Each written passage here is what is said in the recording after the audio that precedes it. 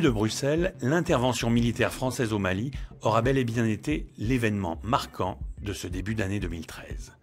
Pour en témoigner, l'eurodéputé guadeloupéen Jean-Jacob Bicep a bien voulu débattre avec Alexandre Pollack, tout nouveau porte-parole développement à la Commission européenne. Et tous deux seront rejoints en fin d'émission par un invité surprise. Monsieur Bicep, moi je suis très content qu'on ait l'occasion de discuter ensemble de cette crise au Mali. Moi, ce qui me semble au plan personnel, ce qui m'a frappé tout de suite avec la crise, puisque je travaille au service du porte-parole de la Commission européenne, donc on reçoit toutes les questions des journalistes, c'est de voir à quel point certains médias découvraient un peu la crise au Mali, la crise au Sahel, avec l'intervention française, comme si c'était une crise nouvelle. Et ça, je pense que vous allez être d'accord avec moi.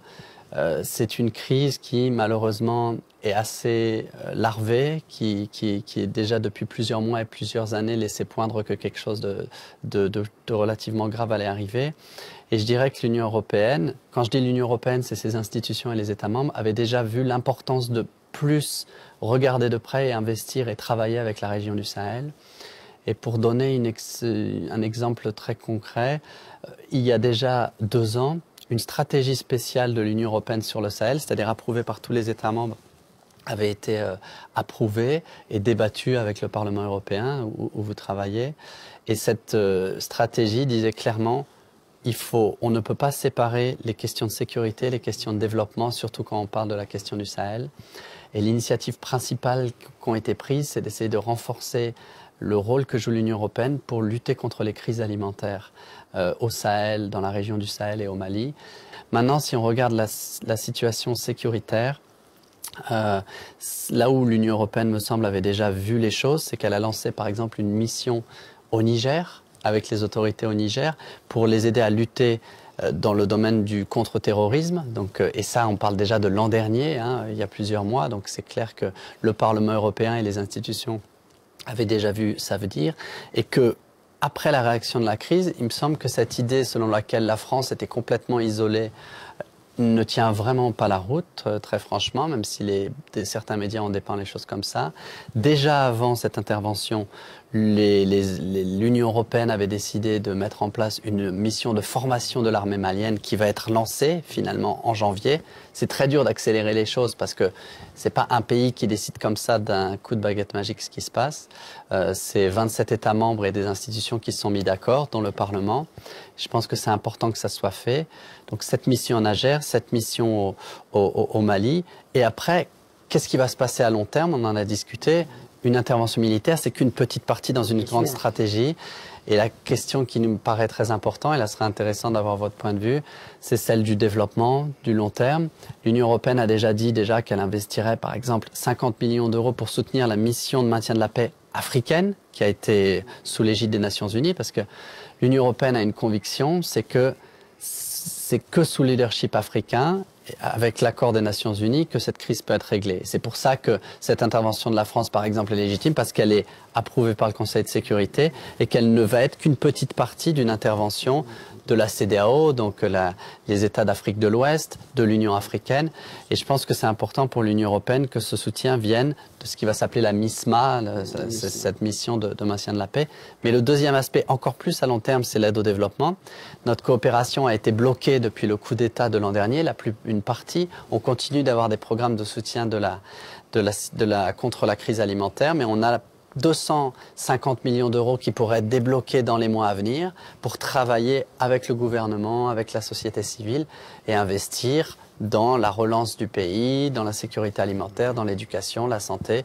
Et ça, c'est quelque chose qu'on va faire avec le Parlement européen. On aura besoin de votre soutien pour expliquer aux citoyens européens que l'Union européenne, il me semble, dans une situation de crise, de réduction budgétaire, n'a pas à rougir, je pense, de sa réaction, qui est une réaction à la fois humanitaire, encore des millions supplémentaires vont être mis, une réaction militaire, certes, avec leadership africain, et une réaction à long terme politique et de développement pour qu'il y ait une feuille de route, des élections, parce qu'on sait bien que dans les mois qui viennent, c'est ce qui va être important. Mais j'ai déjà trop parlé, je vous laisse donner votre point de vue. Oui, moi ce qui m'a beaucoup frappé, c'est, comme vous le dites, c'est qu'on dirait que le grand public découvre la crise malienne à l'occasion de cette intervention. alors que ce problème, il est vieux de bien de quelques dizaines d'années. Le problème, il n'est pas nouveau. Il y a eu des phénomènes d'accélération historique. L'intervention en Libye a été l'un des facteurs qui explique une partie des Touaregs qui étaient engagés dans l'armée malienne, dans l'armée libyenne, sont revenus ensuite dans la région du Sahel en amenant les armes qu'ils avaient emportées avec eux, créant de fait une déstabilisation de la région. Et l'un des députés de mon groupe avait organisé une rencontre avec justement le MLNA qui est venu il y a déjà 2 mois de ça au Parlement européen, et on avait déjà discuté parce qu'on voyait bien qu'il y avait des problèmes. On a vu progressivement les choses se sont dégradées. On a vu aussi ce coup d'État 1 mois avant le terme de l'échéance du président ATT. Et ça aussi a provoqué et a participé au désordre institutionnel. Vous parliez de l'aide au développement, mais la conditionnalité, c'est la démocratie. Donc du coup, cette aide a été suspendue alors qu'elle était nécessaire pour les populations. On commençait déjà à voir dans la région des situations où les gens avaient des besoins alimentaires et que la situation se dégradait. Et il faut bien comprendre ça pour comprendre l'ensemble du problème dans cette région. Maintenant, la France est intervenue parce que l'urgence le commandait. Ce qu'on peut regretter, moi, en tant que parlementaire européen, c'est que l'Union européenne n'est pas une force d'intervention opérationnelle pour ce genre d'opération, ce qui fait qu'on se retrouve avec un pays obligé d'assurer le leadership européen dans cette situation. Et dans ce cas, ça a été la France qui a répondu à l'appel de l'État malien. Et il y avait urgence à intervenir parce que si on n'avait pas fait maintenant, il aurait fallu le faire plus tard et avec beaucoup plus de moyens et avec des conséquences qui auraient été beaucoup plus graves, puisque c'est toute la sous-région qui se serait retrouvée ainsi bouleversée et on aurait été sans doute dans un conflit beaucoup plus généralisé, même si on a vu que le conflit, même s'il ne se circonscrit pas au Mali, puisqu'on a vu qu'il s'est un peu déporté, même à l'Algérie proche. Ouais. Donc c'est un problème de régional. Alors maintenant, combien de temps il faut effectivement que cette mission aille jusqu'à rétablir le Mali dans ses frontières actuelles. Ensuite, une fois qu'on a fait ça, après, il ne s'agit pas non plus de laisser ensuite les forces d'intervention dans un face-à-face au Mali avec une partie de la population du Nord Mali. Il faut, en même temps que le retrait s'annoncera, mettre en place une conférence de transition pour le Mali, et en même temps que cette conférence de transition sur le Mali, donc initier un dialogue intermalien, parce qu'il faudra des interlocuteurs, il faudra des gens avec qui négocier. S'il n'y a personne, le problème ne sera pas réglé. Donc il faudra trouver les interlocuteurs dans cette situation pour négocier la fin de cette crise, et en même temps que ce dialogue intermalien et les conditions d'une nouvelle gouvernance aussi au Mali, parce qu'il y a des problèmes et il faut vraiment entrer dans une nouvelle ère. Il faut que la société civile malienne soit impliquée dans la reconstruction de ce pays. Et en même temps, il faut prévoir un pacte européen pour justement permettre la reconstruction, notamment des infrastructures. Il y a besoin, par exemple, en matière d'eau. dans le nord du Mali, il y a effectivement besoin d'infrastructures permettant de développer une agriculture permettant l'autosuffisance alimentaire des populations vivant dans le Nord Mali. C'est très important. Donc il y a besoin d'un pacte européen de développement pour aller dans ce sens-là. Mais ça ne pourra se faire qu'à la sortie d'un conflit, qu'en ayant des partenaires pour négocier la fin de la crise, et qu'on dans un dialogue qui permet à la fois au gouvernement malien restauré et à la fois aux populations du Nord Mali, puisqu'il n'y a pas que des Touaregs dans le Nord Mali, il y a beaucoup d'autres populations. Mais il faudra trouver une solution négociée avec l'ensemble des partenaires et aussi initier une gouvernance nouvelle, démocratique, et permettant à toutes les composantes de cette population, de ce pays, de s'exprimer et de se retrouver. Parce que je pense que la question du développement, et là vous êtes mieux placé pour moi pour parler de la question de l'aide au développement, mais cette aide au développement doit vraiment avoir un objectif qui est de permettre à la population d'avoir les moyens de vivre décemment, puisque on l'oublie trop souvent, c'est ces bandes armées qui s'installent et qui occupent une partie de certains territoires, mais c'est comme beaucoup de cas, on l'a observé, mais ils prospèrent sur la misère de la population, sur la détresse de la population. Et il faut justement ne pas laisser ce champ, puisqu'on a déjà observé que c'est une voie par laquelle ils arrivent et en ayant de l'argent et en montrant à la population qu'ils peuvent les prendre leurs besoins en charge et attirer ainsi leur sympathie. Sur ce point, si vous le permettez, je voudrais revenir sur une chose que vous avez dit qui me semble importante, mais pour la nuancer.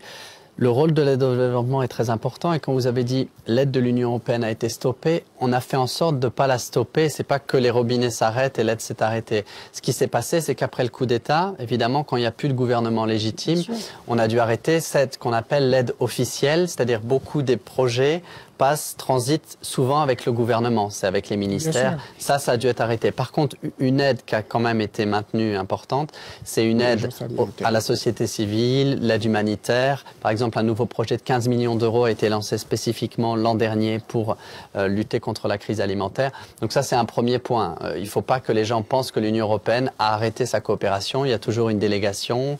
On essaye de travailler. Dans le Nord, évidemment, c'est très difficile. Mais il y a eu des efforts qui ont été faits. Vous parliez de l'eau. En effet, par exemple, l'adduction d'eau même à Bamako a nécessité d'être retravaillée. Et à l'heure où je parle, il va déjà y avoir des missions qui vont être envoyées sur le terrain pour faire ce qu'on appelle en anglais les needs assessment. Mais en fait, c'est finalement l'évaluation des besoins sur place, besoins humanitaires, besoins à long terme, déjà pour essayer de voir comment, jusqu'à la fin de l'année, l'aide au développement va pouvoir être utilisée et il va y avoir une conférence à Addis Abeba sous l'égide de l'Union africaine auquel le commissaire européen Andris Piebalgs va représenter l'Union européenne.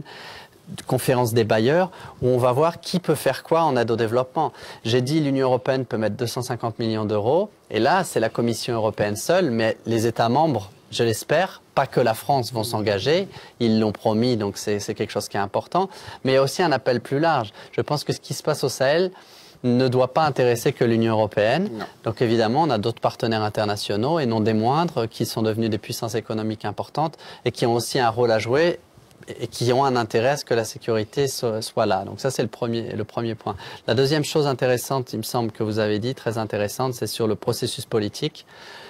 Là aussi, l'Union européenne doit jouer un rôle, mais doit aussi rester à sa place, parce que ça doit être un processus vraiment dont le leadership est assuré, selon nous, par les Africains au niveau continental, l'Union africaine, mais aussi au niveau régional par la CEDEAO. Et sur ça, Catherine Ashton, la haute représentante de l'Union européenne, a proposé une conférence internationale abritée à Bruxelles, mais sous l'égide de l'Union africaine, donc qui aurait lieu au début du mois prochain, pour justement rassembler l'ensemble des acteurs, tous ceux qui sont capables de finaliser cette feuille de route, c'est toujours des termes un peu, mais finalement ça veut dire se mettre d'accord sur un calendrier pour dire voilà ce qui va être fait pour mener à des élections crédibles et essayer de rétablir dès cette année des autorités crédibles au Mali. Ça va prendre du temps, mais ça me semble vraiment important. Le troisième plan dont vous avez parlé, c'est sur cette absence d'armée européenne ou d'isolement de la France. Je crois qu'il faut un petit peu isoler peut-être et nuancer ce qui se passe, parce que on a tendance à vouloir projeter au niveau européen ce qui se passe au niveau national. Cette mission qui va avoir lieu, par exemple, cette mission de formation de l'Union européenne, de l'armée malienne par l'Union européenne, ça va être des contributions. J'ai plus en tête le nombre exact d'États membres. Je crois qu'il y a au moins 6, 7, 8 États membres qui sont déjà engagés.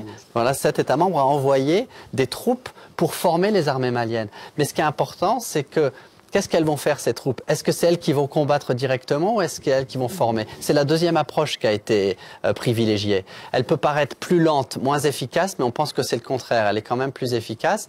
C'est des troupes européennes qui vont travailler avec l'armée malienne, qui est importante mais qui est décimée. C'est très clair, qui n'a pas d'équipement, et il va y avoir une aide assez importante qui va être apportée. J'ai parlé de ces 50 millions d'euros à la force de l'Union africaine. L'aide de l'Union européenne peut être tout ce qui est non militaire, mais finalement, c'est parfois ce qui est aussi le plus important. Ça peut être de l'équipement, ça peut être du transport, ça peut être des per diem. C'est un peu ce qui a été fait par l'Union européenne dans la Corne de l'Afrique pour lutter contre la piraterie. Et même si la situation n'est pas parfaite, on a vu le problème, Al-Shabaab est toujours présent. Je pense qu'il y a une reconnaissance que l'Union européenne a joué un rôle dans la Corne de l'Afrique en travaillant ensemble pour essayer de lutter contre le terrorisme, mais aussi d'avoir une stratégie de long terme de développement. Et donc, armée européenne par armée européenne, c'est un débat très philosophique, hein, ça on pourrait l'avoir pendant longtemps, mais je pense que action européenne dans le domaine de la défense, dans cette région-là, il faut aussi voir les choses d'une manière européenne. En France, agir au Mali et au Sahel, ça paraît évident parce qu'on connaît les liens historiques, culturels qu'il y a entre ces deux régions. Si vous allez en Lettonie ou si vous êtes en Pologne, c'est pas si évident pour le grand public de comprendre pourquoi l'argent des citoyens européens doit être utilisé au Sahel et au Mali. On parle de sommes importantes. Moi, ça me semble évident, mais au quotidien, on essaye d'expliquer. Le commissaire européen au développement, qui est letton, donc des États baltes, doit se battre avec son opinion publique pour essayer d'expliquer qu'est-ce que c'est le Mali, qu'est-ce que c'est le Sahel, pourquoi c'est important et pourquoi finalement investir dans le développement en Afrique, c'est aussi investir dans la croissance économique en Afrique, mais aussi en Europe. Que c'est pas de l'argent perdu et c'est de l'argent gagné. Et que si on n'investit pas aujourd'hui, on va devoir payer des notes encore plus importantes en termes d'insécurité en Europe et en termes d'insécurité alimentaire. Donc c'était juste pour dire que sur ça, je suis assez d'accord avec vous, qu'il faut agir sur le long terme. Mais là où les parlementaires ont un rôle énorme à jouer, c'est que notre rôle est assez limité. Les commissaires européens sont des politiques et sont là pour communiquer, mais ils sont un nombre assez limité. Je pense que les parlementaires européens ont un énorme à jouer pour contredire, évidemment, contrôler. Donc votre proposition sur des conférences, des initiatives sera intéressant. Et aussi peut-être le rôle des parlementaires africains dans les pays ACP et votre collaboration avec les parlementaires européens me semble important. Donc je ne sais pas si sur ça vous avez des expériences, des idées, mais nous, du point de vue de Commission et Union européenne, on trouverait que ce serait évidemment toujours utile que les parlementaires jouent ce rôle de diffuser les messages, mais aussi d'essayer de trouver des solutions avec surtout leur... on n'a pas, dommage, un collègue d'un pays Afrique, Caraïbes, Pacifique ici, même si vous-même, vous connaissez très bien la Caraïbe, on en parlait tout à l'heure. Non, mais pour rebondir sur les ACP, au Suriname, où s'est tenue la dernière assemblée interparlementaire ACP-Union européenne, l'ensemble des parlementaires européens et africains on avait voté une résolution appelant au dialogue intermalien et appelant aussi aux partis à négocier clairement avant qu'on arrive à cette situation. Donc je pense que sur ce point du dialogue intermalien, à travers la CEDEAO, à travers les pays des ACP, les parlementaires pourront eux aussi jouer leur rôle dans cette approche démilitarisée de l'après-intervention. Bonjour. Bonjour. Bonjour. On a eu cette conversation sur cette crise au Mali, au Sahel. Et c'est toujours intéressant pour nous. Nous, on essaie de convaincre le grand public, d'expliquer un peu ce qu'a fait l'Union européenne, la complexité de la crise, le rôle qu'on joue avec nos collaborateurs africains. Et c'est toujours intéressant pour nous d'avoir aussi un point de vue complètement différent, non institutionnel. Comment vous voyez les choses? Avant de pouvoir mettre les choses en place d'un point de vue politique, il faudra quand même arranger le problème militaire et essayer de le faire vite. C'est-à-dire l'Europe pourrait. On l'a vu en Ituri. Quand les Français sont intervenus, je crois que c'est l'opération Artemis, je crois, ça s'appelait comme ça. Je suis pas 100% sûr, je me souviens plus vraiment, mais soit. Et bon, ça a été efficace. Ça a été efficace. Ils ont réagi comme il fallait, beaucoup plus fort et beaucoup plus efficace que les troupes de l'ONU, par exemple, dans un peu plus bas, dans le Kivu. Et ça fonctionnait. Et puis après, bon, ils ont levé le pied, voilà. Mais donc il faudra penser à ça, parce que bon, ça a quand même commencé par des opérations militaires, des histoires de Libye, des machins, et puis bon, maintenant l'Algérie qui est rentrée dans la danse. Il y a la Corne de l'Afrique, on en parlait, où là, par exemple, on a essayé d'agir contre la piraterie. Et là, ça commence un peu ça se résorbe petit à petit. Ça commence à bouger petit à petit, parce que justement, il y a eu, à un moment donné, il y a une cohérence dans le sens que tout le monde s'est mis tout le monde a visé cette piraterie. Et maintenant, on voit que cette piraterie commence un peu à baisser, malgré les raisons qu'ils avaient, parce qu'ils avaient des raisons entre guilles légitimes, si on veut. Mais là, malgré tout, ça se résorbe. Donc voilà, les raisons légitimes, ça se délite aussi. C'est ça. Donc puis il y a l'Algérie, là, il y a le rôle de l'Algérie actuellement, qui elle va essayer. On a vu qu'elle a pris ses responsabilités. Et qu'elle est en danger. Elle a été confrontée au terrorisme. Et bon, donc voilà, je ne crois pas que ce soit si. On devra travailler beaucoup de liens entre les États. Parce que quand je parlais de Libye, là, tout à l'heure, je disais, bon, on a vu Cameron, on a vu tout le monde, les Américains tirer un peu la tête parce que les Algériens sont intervenus sans eux. Mais bon, mais il faudrait aussi que, quelque part, quand des pays hors Afrique interviennent, qu'ils interviennent aussi en nous faisant un petit signe. Voilà, nous allons faire ceci, cela. Comme ça, on peut peut-être arranger quelque chose. Mais là, bon. Non, mais vous soulevez un problème important. Une partie de la solution réside aussi dans le comportement du gouvernement algérien. Déjà, il faut savoir que l'essence qui a dans les moteurs des pick-up qui agissent dans le Nord Mali provenait de l'Algérie. Oui. Et la décision de l'Algérie de fermer ses frontières est une décision très importante. La décision de l'Algérie de laisser survoler son territoire est une décision très importante. Et d'ailleurs, elle l'a payé au prix fort. C'est clair. Donc, il faut aussi saluer l'action du gouvernement algérien et le courage politique qu'ils ont eu, notamment en ce moment particulier, et le fait qu'ils aient fait face à la situation telle qu'elle est aujourd'hui. Alors que l'Algérie ne veuille pas intervenir en dehors de ses frontières, moi, ma foi, je dirais que c'est des raisons de politique nationale, et pour un pays qui a connu une période très difficile, on comprend les raisons qu'invoque l'Algérie pour ne pas intervenir en dehors de ses frontières. Mais je trouve que même déjà le fait de fermer ses frontières et de ne pas permettre aux troupes d'avoir comme base arrière le territoire sahélien algérien est une décision très courageuse et de nature à permettre un règlement beaucoup plus rapide de ce conflit qui permet, si tous les pays frontaliers sahéliens font la même chose, je pense que ça mettra une pression supplémentaire sur ces bandes armées qui n'auront pas de moyens de base arrière pour ensuite faire des cours à l'intérieur du Mali, se reporter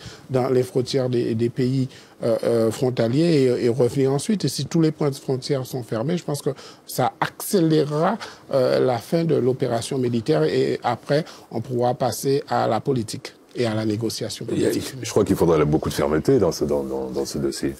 On peut pas se permettre de le faire comme on l'a fait au Congo, par exemple, où ça a été un peu, on passe d'une frontière à l'autre facilement. Je crois que là, il faudrait être beaucoup plus ferme pour essayer de faire quelque chose. Il faut de la fermeté, mais il faut aussi beaucoup de dialogue. Il faut beaucoup de dialogue, c'est clair. C'est là où c'est toujours un petit peu difficile. Et moi, le point sur lequel je veux vraiment insister, c'est que sur l'Algérie, je suis tout à fait d'accord avec vous. D'ailleurs, on a essayé parce qu'on a une coopération propre avec l'Algérie, donc il y a eu un dialogue assez régulier. Mais aussi vraiment reconnaître pour les gens qui nous écoutent, bon, c'est une chaîne surtout francophone, mais aussi qui ne sont pas forcément francophones de première langue ou d'autres pays européens. Moi, que je trouve vraiment assez exemplaire, ça nous semble une évidence, mais c'est vraiment que des pays qui n'ont pas ce lien historique évident, qui n'ont pas ce lien si facile avec le Sahel, ces pays de l'Union européenne soient allés au-delà de leur réticence et dit oui, on comprend, on va expliquer à nos citoyens pourquoi on met de l'argent alors qu'on a une crise économique, que les gens sont en train de perdre leurs emplois et qu'il y a aussi une pauvreté, même si ça n'a rien à voir. C'est pas une pauvreté extrême, mais on entend, et c'est important ce message, je pense que vous l'entendez aussi quand vous retournez en France, il y a une pauvreté extrême, donc c'est le moment le plus difficile pour convaincre les citoyens européens que l'action de l'extérieur de l'Union européenne est importante pour leur sécurité, pour leur propre travail, que l'un ne va pas sans l'autre. Et sur ça, je trouve ça assez important qu'en quelques jours, quelques semaines, dans une discussion budgétaire qui est compliquée, parce qu'on est en train de discuter le budget de l'Union européenne, il y a eu quand même un accord de dire on lance cette mission, on va soutenir la mission de maintien de la paix africaine à hauteur de 50 millions, on va débloquer 250 millions d'aide au développement, parce qu'on sait qu'il va falloir agir sur le long terme, et politiquement on va devoir assumer ça et l'expliquer à nos citoyens, expliquer pourquoi la sécurité de la personne à Paris, à Londres, à Prague ou à Lisbonne, elle dépend en partie de ce qui est en train de se passer à Bamako. Et que c'est pas l'un sans l'autre, que son euro investi va quand même servir, le servir à long terme. Ben voilà. Très intéressant.